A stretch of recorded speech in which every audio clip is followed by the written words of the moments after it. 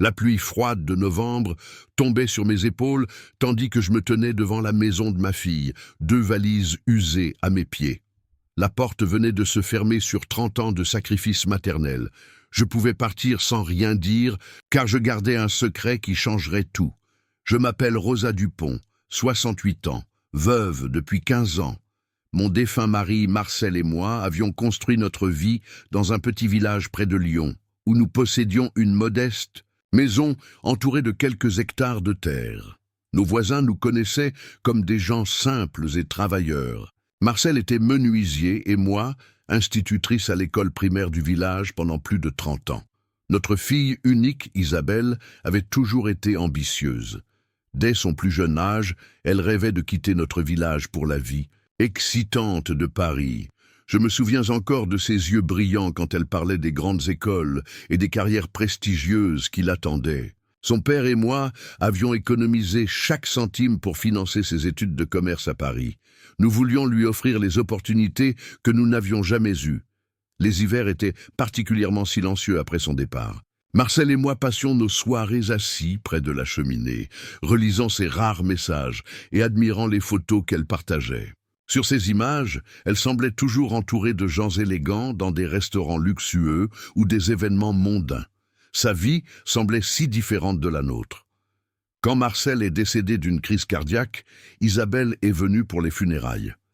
Elle est restée 3 jours. Elle portait un tailleur noir coûteux et parlait constamment au téléphone avec ses collègues à Paris. Je me souviens de sa voix qui changeait quand elle parlait avec eux, devenant plus aiguë, plus sophistiquée. Avec moi, elle utilisait ce ton patient qu'on emploie avec les enfants ou les personnes âgées. La maison me semblait immense sans Marcel. Chaque coin gardait un souvenir de notre vie ensemble. Le tabouret dans l'atelier où il passait des heures à créer des meubles. Le jardin où nous cultivions nos légumes. La table de la cuisine où nous partagions nos repas simples mais remplis de conversations chaleureuses. Tout me rappelait sa présence et accentuait son absence. 1 an après la mort de Marcel, j'ai reçu une visite inattendue. Un homme en costume m'a expliqué qu'une entreprise de développement immobilier s'intéressait à nos terres. Il voulait construire un complexe de résidences secondaires pour les citadins, cherchant le calme de la campagne. La somme proposée était astronomique, 1 500 000 €.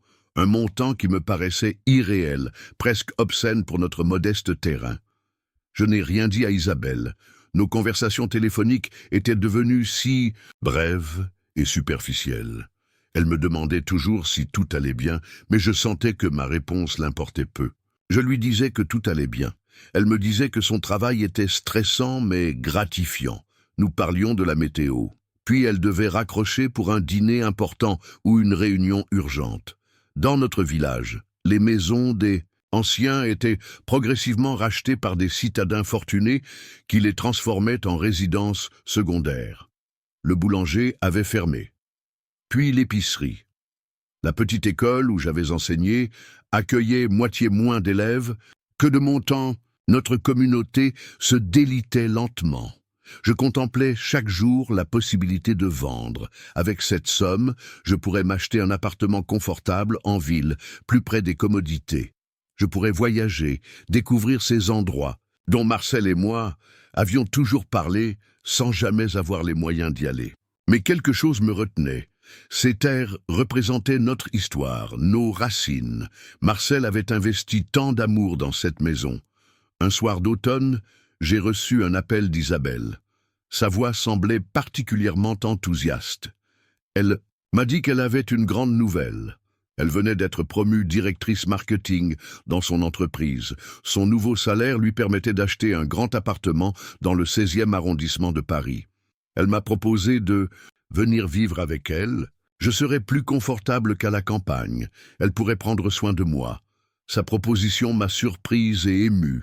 Malgré notre distance, ma fille pensait encore à moi. Je lui ai dit que j'avais besoin de réfléchir. La perspective de quitter ma maison, mon village, mes souvenirs avec Marcel me déchirait le cœur. Mais la solitude pesait de plus en plus lourd sur mes épaules vieillissantes. Finalement, j'ai accepté. J'ai appelé le promoteur immobilier et signé les papiers de vente. La transaction s'est faite discrètement. J'ai demandé que l'argent soit versé sur un compte bancaire séparé dont je seul connaissais l'existence. Une petite voix intérieure me disait de garder cette information pour moi, comme une sécurité, un filet invisible sous mes pas incertains vers cette nouvelle vie. Je n'ai emporté que quelques affaires personnelles, des photos de Marcel, nos albums de famille, quelques vêtements, les bijoux modestes hérités de ma mère. Tout tenait dans 2 valises usées. Le reste, je l'ai donné ou vendu. La maison vidée de nos possessions semblait un squelette, l'ombre d'une vie qui s'achevait. En fermant la porte pour la dernière fois, j'ai pleuré silencieusement, disant adieu à 40 ans de ma vie. Paris m'a d'abord étourdi. Le bruit constant, la foule pressée, les lumières qui ne s'éteignent jamais. L'appartement d'Isabelle était magnifique, avec de hauts plafonds, des moulures élégantes et des meubles qui semblaient sortis des magazines. Ma chambre donnait sur une petite cour intérieure, moins bruyante que la rue. Isabelle avait engagé un décorateur pour l'aménager avant mon arrivée. Tout était parfait, assorti, sans une trace de personnalité. Les premiers jours, Isabelle était attentionnée. Elle rentrait tôt du travail, me montrait les environs, m'emmenait dans des restaurants raffinés où je me sentais terriblement déplacé avec mes vêtements simples et mes manières de campagnarde. Elle me présentait à ses amis comme sa mère, dont elle prenait désormais soin. Je me forçais à sourire pendant qu'il me regardait avec cette pitié polie, réservée aux personnes âgées. Progressivement, la routine s'est installée. Isabelle partait tôt le matin et rentrait tard le soir. Nos conversations se limitaient à des échanges pratiques. Elle me demandait si j'avais besoin de quelque chose. Je répondais que tout allait bien. Elle me rappelait les horaires de la femme de ménage. Je hochais la tête docilement. Je passais mes journées à explorer le quartier, m'asseyant sur les bancs des jardins publics, observant les mères avec leurs enfants, les joggeurs, les autres personnes âgées comme moi. Je me rendais à la bibliothèque municipale pour lire les journaux et emprunter des livres. Je cherchais à me rendre utile dans l'appartement, mais la femme de ménage s'occupait déjà de tout. Mes tentatives de cuisine étaient poliment découragées par Isabelle, qui préférait commander des repas ou manger au restaurant. Un soir, environ 2 mois après mon arrivée, Isabelle a invité son nouveau petit ami à dîner. Philippe était un homme séduisant, la quarantaine élégante, banquier, d'investissement. Son costume semblait coûter plus que ma garde-robe entière. Il m'a salué avec cette courtoisie distante qu'on réserve aux parents de sa partenaire. Pendant le repas, il parlait de personnes que je ne connaissais pas, d'endroits où je n'étais jamais allé, d'événements mondains auxquels je ne serais jamais convié. Philippe m'a demandé si la vie à Paris me plaisait après tant d'années à la campagne. J'ai répondu honnêtement que la ville me semblait parfois écrasante, que le silence de mon village me manquait. Isabelle a ri, un rire légèrement nerveux. Elle a expliqué à Philippe que je m'habituerais, que je ne pouvais plus vivre seul dans cette maison isolée, que c'était dangereux à mon âge. Ce soir-là, j'ai compris que ma fille avait honte de mes origines modestes, de mes mains abîmées par des années de jardinage, de mon accent légèrement provincial, de mes références culturelles dépassées. Je suis allé me coucher tôt, prétextant la fatigue. Les semaines suivantes, Philippe venait de plus en plus souvent. Je remarquais les regards qu'ils échangeaient quand je parlais, leurs sourires entendus quand je commettais un impair social. Isabelle me corrigeait discrètement. Ma façon de tenir ma fourchette, mes expressions démodées, mon volume de voix, un trop élevé. Petit à petit, je me faisais plus silencieuse, plus invisible. Un jour, Isabelle m'a annoncé que Philippe emménagerait avec nous. Il vendait son appartement et il cherchait déjà une propriété plus grande dans les beaux quartiers. Il prévoyait de se marier au printemps. Elle semblait heureuse, rayonnante même. Je me suis réjoui pour elle, sincèrement. Malgré tout, elle restait ma fille et son bonheur comptait plus que tout. Philippe a emménagé avec ses meubles design, ses œuvres d'art contemporain et sa collection de vins fins. L'appartement a été redécoré pour intégrer leurs styles respectifs. Ma chambre est restée intacte, comme une île préservée dans cet océan de changements. Leur vie sociale s'intensifiait. Dîner, vernissage, week-end à la montagne ou à la mer. Je restais seul dans l'appartement de plus en plus souvent. Parfois, ils m'invitaient à les accompagner pour un dîner chez des amis. Je déclinais généralement, prétextant la fatigue ou un livre passionnant à terminer. La vérité était que je ne supportais plus ces soirées où je me sentais comme une curiosité, la mère campagnarde qu'on exhibait par devoir filial. Un matin, je les ai entendus parler dans la cuisine. Ils ne savaient pas que j'étais réveillé. Philippe disait qu'ils ne pourraient jamais avoir l'espace dont ils avaient besoin tant que je vivrais avec eux. Isabelle a répondu qu'elle ne pouvait pas m'abandonner, que je n'avais nulle part où aller. Philippe a suggéré une maison de retraite. De qualité, bien sûr. Il pourrait payer pour mon confort. Isabelle semblait hésitante, mais pas totalement opposée à l'idée. Cette conversation m'a brisé le cœur. Je suis restée silencieuse dans ma chambre, les larmes coulant sur mes joues ridées. Ce jour-là, j'ai sorti la carte bancaire cachée dans la doublure de ma valise. Je l'ai contemplée longtemps, pensant à cet argent que personne ne soupçonnait. Mon filet de sécurité, ma liberté potentielle. Les tensions se sont accrues quand Isabelle a découvert qu'elle était enceinte.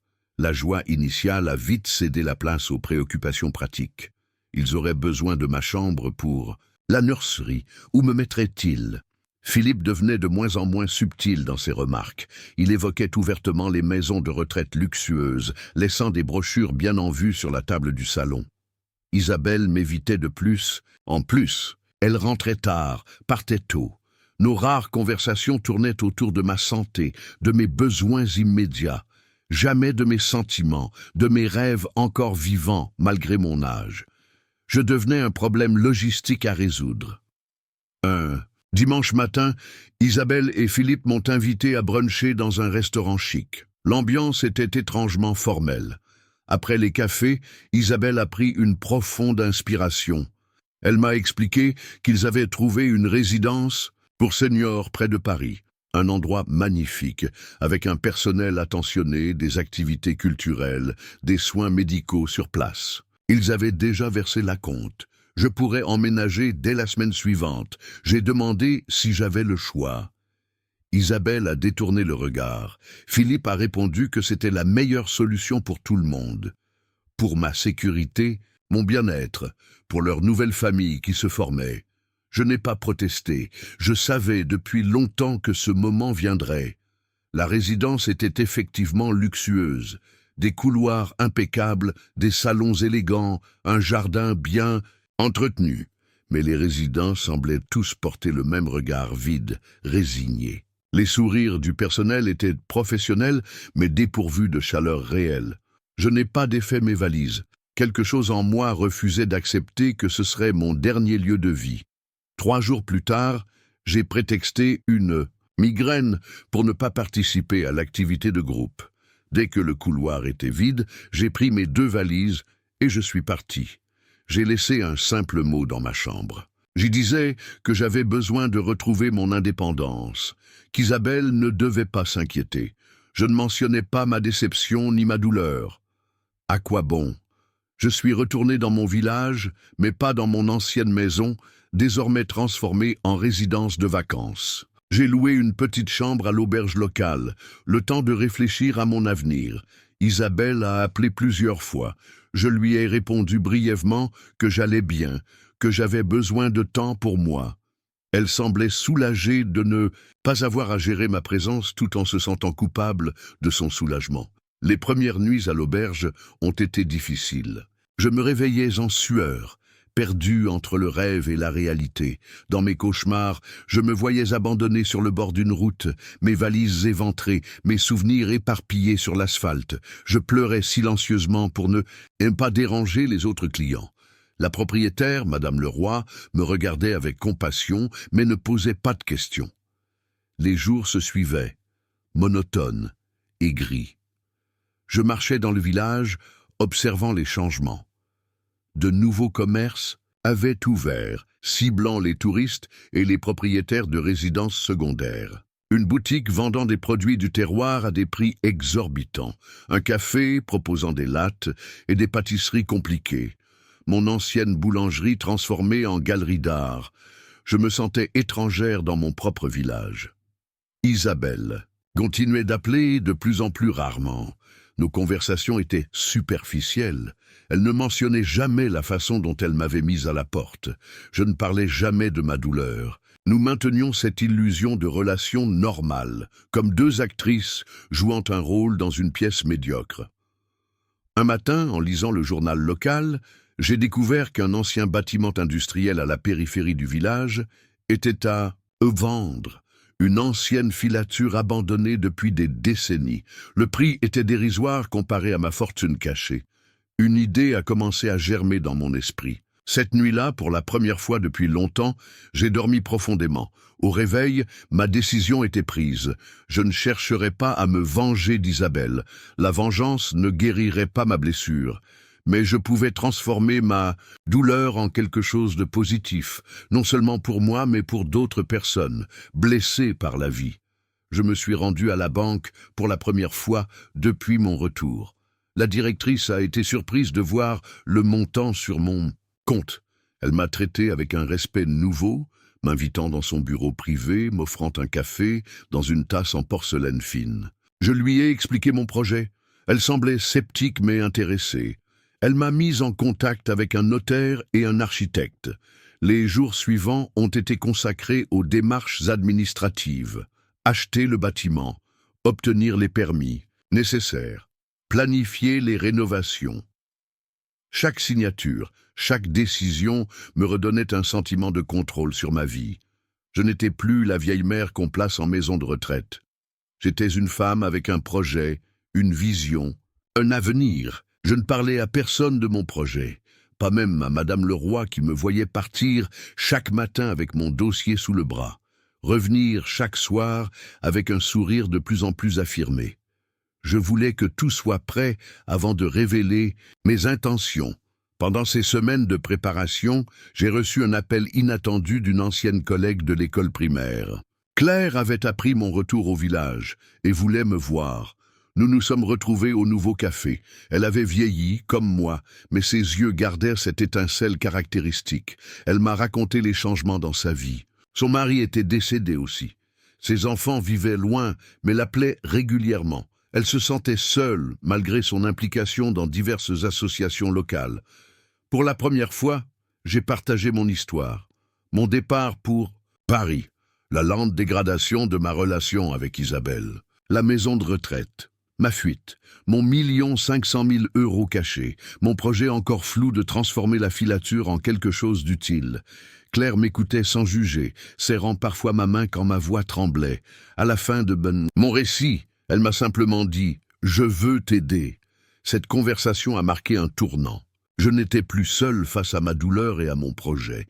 Claire connaissait d'autres personnes qui pourraient s'impliquer, d'anciens enseignants, des retraités cherchant un sens à leur vie, des habitants de longue date mécontents de voir leur village se transformer en destination touristique sans âme. Un soir, allongé sur mon lit à l'auberge, j'ai reçu un message d'Isabelle, une photo de son échographie, un petit point flou qui serait mon petit-fils ou ma petite-fille. Aucun texte accompagnant l'image, juste cette photo, comme un pont, et fragile jeté entre nous. J'ai pleuré longtemps, serrant mon téléphone contre mon cœur. Malgré tout, j'aimais ma fille. Je voulais faire partie de la vie de cet enfant à naître, mais pas à n'importe quel prix, plus jamais. Cette nuit-là, j'ai pris ma décision finale. La filature deviendrait un refuge communautaire, un lieu où les personnes âgées, les parents célibataires, les jeunes en difficulté, tous ceux que la société moderne laissait de côté pourraient trouver aide et dignité. Un espace où donner et recevoir se confondraient, où chacun pourrait contribuer selon ses capacités. J'avais enfin trouvé comment transformer ma douleur en quelque chose de beau. Les travaux de rénovation de la filature ont commencé discrètement. L'architecte, un jeune homme idéaliste nommé Thomas, avait parfaitement compris ma vision, préserver le caractère industriel du bâtiment tout en le rendant accueillant et fonctionnel. Créer des espaces communs lumineux et des logements privés confortables. Un jardin communautaire sur l'ancien parking. Une cuisine professionnelle pour préparer des repas collectifs et former au métier de la restauration. J'ai créé une fondation anonyme pour financer le projet. Légalement, j'étais simplement consultante pour cette fondation. Mon nom n'apparaissait sur aucun document officiel. Cette discrétion n'était pas motivée par la honte, mais par la volonté que le refuge soit jugé sur ses mérites, pas sur l'histoire personnelle de sa fondatrice. Claire est devenue ma partenaire dans cette aventure. Elle connaissait tout le monde dans la région et savait exactement qui contacter pour chaque aspect du projet. L'ancien menuisier qui pourrait fabriquer des meubles à prix coûtant. La fleuriste et la retraite qui créerait des jardins magnifiques, l'infirmier qui organiserait une permanence de soins, le chef cuisinier qui avait perdu son restaurant pendant la pandémie et cherchait un nouveau départ. Nous avons passé des soirées entières à planifier, assises à la table de Claire, entourées de plans, de listes, de budgets. Son enthousiasme nourrissait le mien. Ensemble, nous transformions ma réaction instinctive en projet concret. Ma douleur personnelle devenait une force créatrice. Pendant cette période, les appels d'Isabelle se sont raréfiés puis ont cessé. Je lui envoyais occasionnellement des messages, lui demandant comment se passait sa grossesse. Ses réponses étaient brèves, polies, distantes. Je sentais qu'elle était soulagée de ne plus avoir à gérer ma présence, tout en se sentant vaguement coupable de ce soulagement. Cette situation me faisait toujours mal, mais la douleur s'atténuait, remplacée par l'excitation de mon nouveau projet. 6 mois après mon retour au village, les travaux de la filature étaient bien avancés. Le bâtiment principal avait été sécurisé, isolé, équipé de nouvelles fenêtres laissant entrer la lumière. Les premiers logements temporaires prenaient forme. La cuisine communautaire était presque fonctionnelle. Le jardin commençait à verdir sous les soins attentifs de bénévoles retraités. Nous avions constitué une équipe de gestion composée de personnes diverses. Claire s'occupait de la coordination générale. Thomas, l'architecte, était devenu si passionné par le projet qu'il avait accepté un poste permanent. Marie, une assistante sociale à la retraite, développait les programmes d'aide. Éric, un ancien chef d'entreprise reconverti dans l'économie sociale, gérait les aspects financiers. J'avais déménagé de l'auberge pour m'installer dans un petit appartement à l'étage de la filature. Simple mais confortable, il me permettait de superviser les travaux et d'être disponible à toute heure. Chaque matin, je me réveillais avec un sentiment de détermination renouvelé. Chaque soir, je m'endormais épuisé mais satisfaite. Nous avions décidé d'appeler notre refuge la filature, un nom simple qui honorait l'histoire du bâtiment tout en évoquant l'idée de tisser de nouveaux liens, de créer quelque chose, de solide à partir de fils épars. Pas de mon nom, pas de référence à mon histoire personnelle, juste ce nom évocateur, neutre, ouvert à toutes les interprétations. Un jour, en consultant les réseaux sociaux, j'ai découvert que Philippe avait publié des photos de leur nouvel appartement. Encore plus grand, encore plus luxueux que le précédent. Sur une des images, on apercevait ma chambre transformée en nurserie somptueuse, mobilier de créateur, papier peint artisanal, jouets éducatifs en bois. Aucune trace de mon passage dans leur vie. J'ai fermé mon ordinateur, le cœur serré mais déterminé à ne pas laisser ces images gâcher ma journée. À mesure que l'ouverture approchait, nous avons commencé à recevoir des demandes de personnes intéressées par nos services. Des familles monoparentales cherchant logement et soutien temporaire, des personnes âgées, isolées, attirées par la perspective de vivre en communauté tout en gardant leur indépendance. Des jeunes en rupture familiale ayant besoin d'un tremplin pour reconstruire leur vie. Nous avons établi des critères d'admission clairs mais flexibles. Pas de discrimination, basée sur l'âge, le genre, l'origine ou la religion. Une contribution financière modulée selon les ressources de chacun, pouvant être remplacée par une participation aux tâches collectives. Un engagement à respecter les règles de vie commune et à participer au bon fonctionnement du lieu. La veille de l'inauguration officielle, j'ai reçu un message d'Isabelle. Elle avait accouché d'un petit garçon, Lucas. La photo montrait un nourrisson, aux traits encore indistincts, emmailloté dans une couverture bleu pâle. Son message était laconique. « Voici ton petit-fils. J'espère que tu vas bien. » Je n'ai pas répondu immédiatement, perturbé par ce mélange de joie d'être grand-mère et de tristesse face à cette relation brisée. Cette nuit-là, je suis resté longtemps éveillé, contemplant le plafond de ma nouvelle chambre. Je pensais à ce petit être qui venait de naître, ignorant tout des tensions entre sa mère et sa grand-mère. Je pensais à Isabelle, probablement épuisée mais heureuse dans sa nouvelle vie de mère. Je pensais à Marcel, qui aurait été si fier d'être grand-père. Et je pensais à moi-même, à ce chemin inattendu que ma vie avait pris. De la douleur de l'abandon était né un projet plus grand que moi, plus significatif que ma petite vengeance personnelle. Au matin, j'ai envoyé un simple message à Isabelle. « Félicitations pour ce beau bébé. Je suis heureuse pour vous trois. Je suis là si tu as besoin de moi. » Puis j'ai rangé mon téléphone et me suis préparé pour le grand jour. L'inauguration de la filature, ma véritable réponse à l'abandon, mon héritage concret au monde. Le jour de l'inauguration de la filature était lumineux. Un de ces matins de printemps où l'air semble lavé, vibrant de possibilités nouvelles. Nous avions invité la presse locale, les élus municipaux, les associations partenaires et bien sûr les habitants du village. La cour intérieure, fraîchement pavée et ornée de jardinières fleuries, accueillait une petite scène pour les discours et un buffet préparé par notre équipe de cuisine. Je me tenais en retrait, observant les invités découvrir les lieux, leur surprise devant la transformation du bâtiment autrefois délabré. Leur curiosité en visitant les espaces communs chaleureux, la bibliothèque bien fournie, les ateliers équipés pour diverses activités. Claire jouait parfaitement son rôle de directrice officielle, guidant les visiteurs, répondant aux questions, présentant notre équipe avec fierté.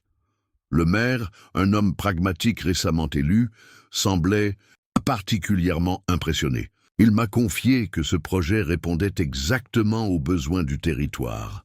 Entre vieillissement de la population locale et difficultés croissantes des jeunes familles. Il se demandait qui était derrière cette généreuse fondation anonyme. J'ai souri mystérieusement, me contentant de dire que certains bienfaiteurs préféraient rester discrets. Les premiers résidents emménageaient progressivement. Jeanne, 82 ans, dont la maison était devenue trop grande et trop isolée après le décès de son mari.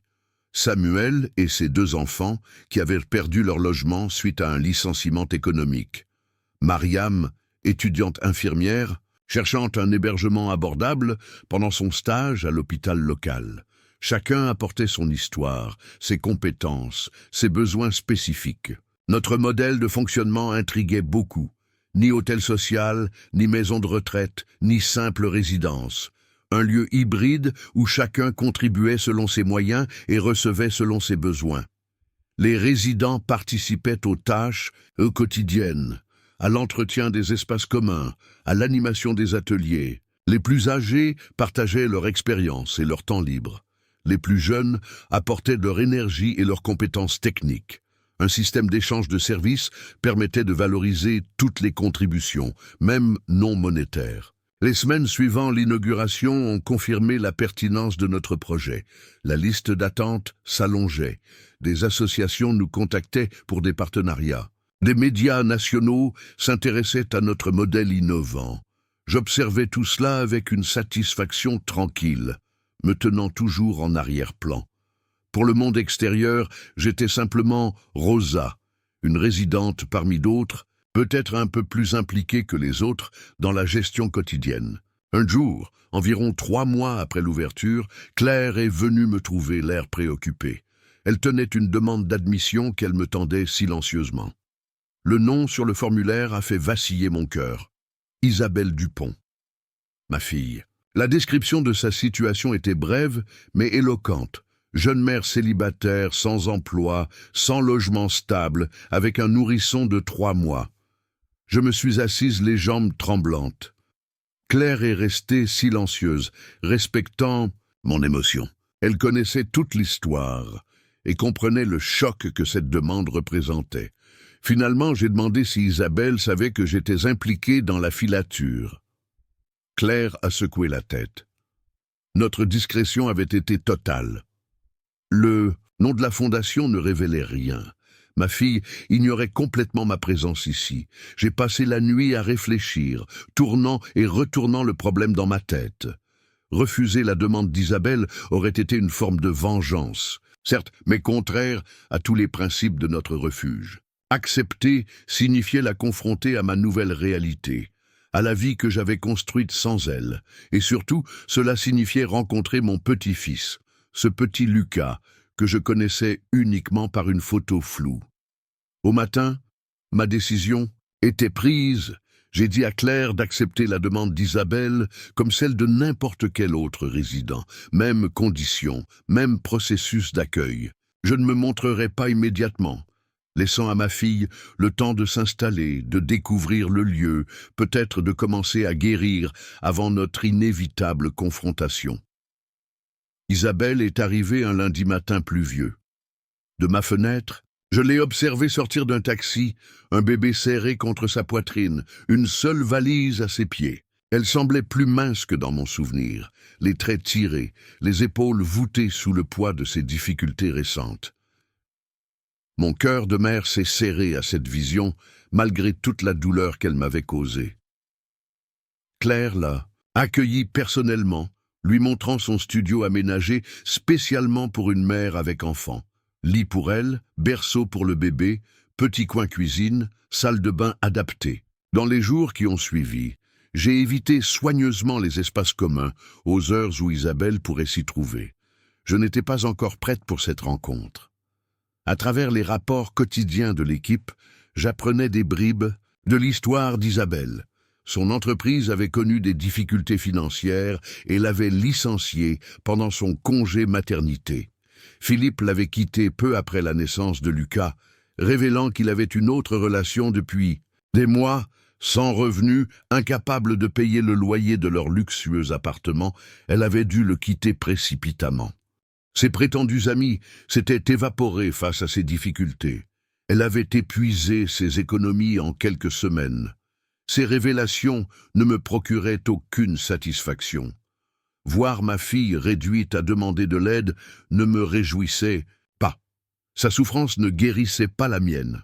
Je commençais à comprendre que la véritable vengeance n'était pas dans la chute d'Isabelle, mais dans ma propre renaissance, dans cette nouvelle vie pleine de sens que j'avais construite sans elle. Une semaine après son arrivée, Claire m'a informé qu'Isabelle s'intégrait bien. Elle participait aux tâches communes, aidait à la cuisine malgré son inexpérience évidente, se montrait reconnaissante et discrète.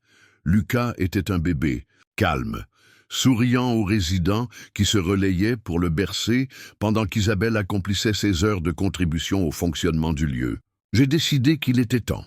Un matin, je me suis rendu à la cuisine commune, où Isabelle était de service pour le petit déjeuner. Elle tournait le dos à la porte, occupée à disposer des viennoiseries sur un plateau. Je me suis approché, silencieusement. « Bonjour, Isabelle ». Ma voix était calme, presque détachée. Elle s'est figée, reconnaissant instantanément ma voix. Lentement, elle s'est retournée, le visage pâle comme si elle voyait un fantôme. « Maman ». Ce seul mot contenait tant d'émotions. Surprise, confusion, honte, peut-être même un soulagement inavoué. « Tu vis ici ». Sa question ressemblait à une affirmation incrédule. J'ai hoché la tête simplement, puis j'ai désigné l'espace autour de nous. En fait, j'ai créé cet endroit. Sa bouche s'est entr'ouverte de stupéfaction. Ses yeux ont parcouru la cuisine spacieuse, les équipements modernes, le planning complexe, affiché au mur. Comment? Avec quel argent? Les questions se bousculaient visiblement dans son esprit. Je l'ai invité à s'asseoir. Calmement, sans accusation ni amertume dans ma voix, je lui ai raconté la vente de notre terrain familial. Le 1,5 million € que j'avais gardé secret, mon départ de la maison de retraite, mon retour au village, la création de la filature. Tout ce parcours qu'elle ignorait complètement. Isabelle pleurait silencieusement, les épaules secouée de sanglots contenus. Je ne savais pas pour l'argent. Si j'avais su, je n'aurais jamais. Elle s'est interrompue, probablement consciente de ce que cette phrase inachevée révélait sur ses motivations passées. Je ne lui ai pas facilité les choses. Je n'ai pas dit que je comprenais ou que je pardonnais. J'ai simplement constaté que nous étions là, toutes les deux, dans ce lieu que ma douleur avait créé. Que nous avions une seconde chance, peut-être, de construire une relation différente, pas basée sur l'obligation ou la culpabilité, mais sur le respect mutuel et la reconnaissance de nos parcours respectifs. Puis j'ai demandé à voir Lucas. Mes premiers mots empreints d'émotion véritable depuis le début de notre conversation. Isabelle a hoché la tête, essuyant ses larmes d'un geste maladroit. Elle m'a conduite à son studio, où le bébé dormait paisiblement dans son berceau. Ce moment reste gravé dans ma mémoire. Mon petit-fils, si parfait dans son sommeil. Ses minuscules mains serrées en poing, sa respiration régulière soulevant sa poitrine. Je me suis penché pour respirer son odeur de lait et de lessive fraîche. Un amour instantané, inconditionnel, m'a submergé. Pour cet enfant qui ne connaissait rien de nos histoires compliquées, de nos blessures réciproques. Les jours suivants ont été étranges, tendus mais pas hostiles. Isabelle et moi naviguions maladroitement dans cette nouvelle configuration. Elle participait aux activités de la filature, découvrant avec stupéfaction la complexité du projet que j'avais initié, l'affection que me portaient les résidents et l'équipe. Je prenais soin de Lucas occasionnellement, savourant ces moments de grand-maternité que j'avais cru perdus à jamais. Petit à petit, Isabelle s'est confiée sur sa descente aux enfers. La faillite de son entreprise suite à des investissements hasardeux. La trahison de Philippe, qui avait vidé leur compte commun avant de disparaître. Sa honte trop grande pour me contacter, persuadée que je la rejetterais comme elle m'avait rejeté. Sa découverte de la filature par une assistante sociale, qui l'avait orientée vers nous en dernier recours. Je l'écoutais sans commenter, sans juger. Sa chute ne me réjouissait pas, mais je ne pouvais nier qu'elle avait gagné en humilité, en compassion peut-être. Elle voyait désormais la valeur des choses simples que j'avais toujours chéries. La solidarité, l'entraide, la dignité du travail manuel, la chaleur d'une communauté bienveillante. Un soir, environ un mois après son arrivée, Isabelle m'a attendu après le dîner communautaire. Elle voulait me montrer quelque chose. Dans son studio, elle a sorti de sa valise un objet soigneusement emballé dans un foulard. La vieille boîte à bijoux en bois que Marcel avait fabriquée pour mon anniversaire de mariage, des décennies plus tôt. Je croyais l'avoir perdue dans mon déménagement précipité. Isabelle l'a ouverte délicatement.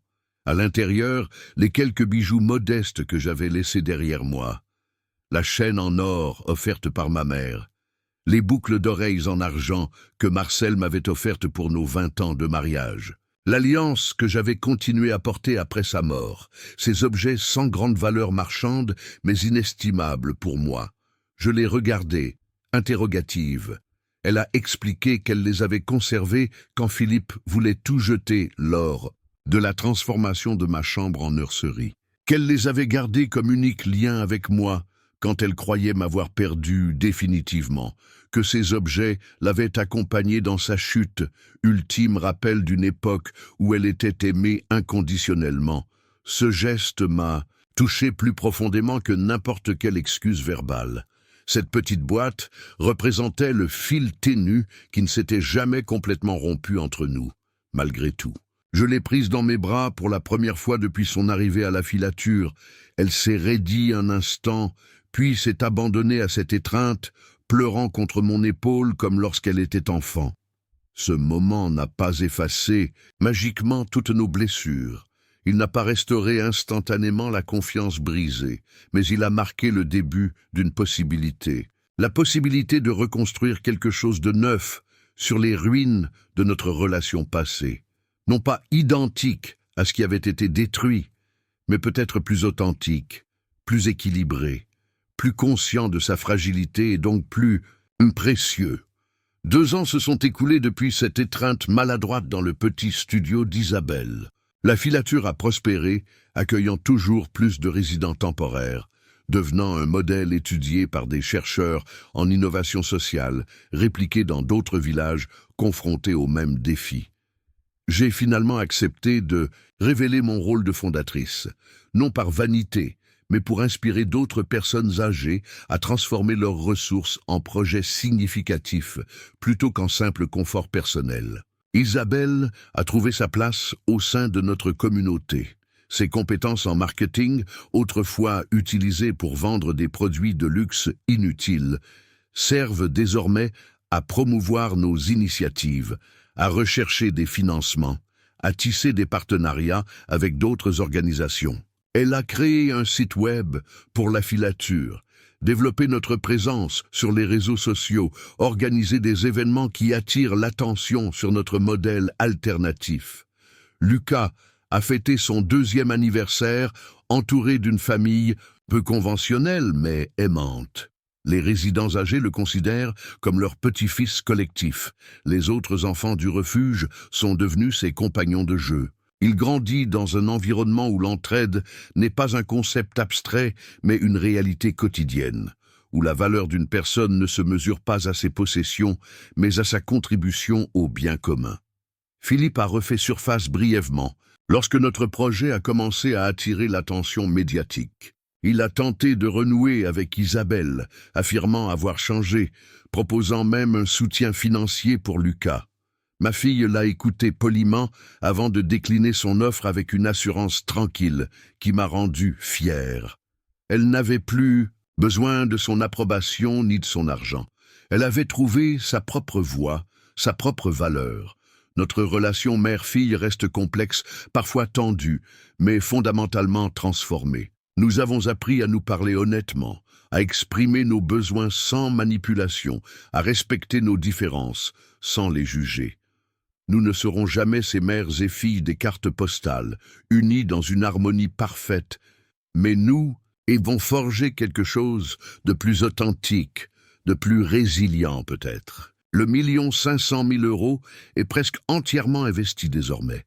Dans les bâtiments, les équipements, les programmes de formation, les fonds d'urgence pour les résidents en difficulté. Je ne le regrette pas un instant. Cet argent a créé bien plus que du confort personnel. Il a construit un héritage vivant, une communauté résiliente, un modèle pour l'avenir. Parfois, je me promène dans les jardins de la filature au crépuscule, observant les résidents qui discutent sur les bancs, les enfants qui jouent sur la pelouse, les ateliers encore illuminés où se déroulent des activités diverses. Je pense à Marcel, à ce qu'il aurait pensé de tout cela. Je crois qu'il aurait été fier, pas seulement du bâtiment ou des programmes, mais de la femme que je suis devenue à travers cette épreuve. La véritable vengeance n'est pas de faire tomber ceux qui nous ont blessés. Elle est de s'élever au-dessus de la blessure, de la transformer en quelque chose qui nourrit plutôt que de détruire. Ma fille m'avait jeté à la rue avec 2 valises usées, ignorant le 1,5 million € que je cachais. Mais ce secret n'était pas ma victoire. Ma victoire est ce lieu où des personnes brisées retrouvent leur dignité, où des familles reconstruisent leur avenir, où ma propre fille a finalement trouvé son chemin vers une vie plus authentique. Chaque matin, en me réveillant dans mon appartement simple mais confortable à la filature, je ressens une paix profonde, pas la satisfaction mesquine d'avoir prouvé quelque chose à ma fille, mais la sérénité d'avoir transformé ma douleur en un héritage dont je peux être fier. Un héritage qui continuera bien après mon départ, touchant des vies que je ne connaîtrai jamais. Je n'ai pas pardonné à Isabelle au sens traditionnel du terme. Je n'ai pas effacé le passé d'un geste magnanime. J'ai fait quelque chose de plus difficile, de plus profond peut-être. J'ai intégré cette blessure dans le tissu de ma vie, l'utilisant comme fil conducteur d'une nouvelle histoire. Notre histoire commune, réécrite non pas dans l'oubli des torts passés, mais dans la création patiente d'un avenir différent. Hier soir, assise sur le banc face au coucher de soleil, Isabelle m'a demandé si j'avais imaginé que les choses tourneraient ainsi quand j'ai quitté la maison de retraite avec mes 2 valises. J'ai souri, contemplant Lucas qui jouait avec d'autres enfants sur la pelouse. Non, ai-je répondu honnêtement.